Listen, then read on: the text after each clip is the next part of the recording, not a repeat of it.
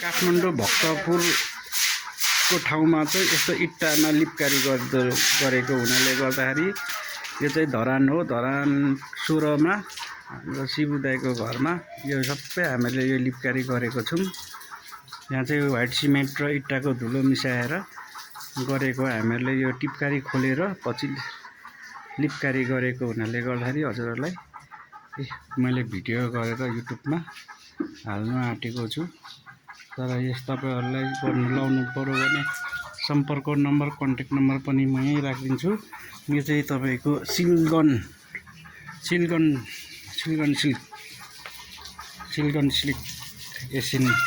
Asian कम्पनीको अहिले नयाँ प्रोडक्ट आइरहेको रहेछ।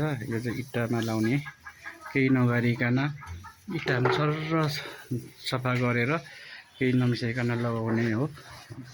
हजुरहरूले पनि लाउनुहुन्छ भनेदेखि मलाई सम्पर्क गर्नुहोला।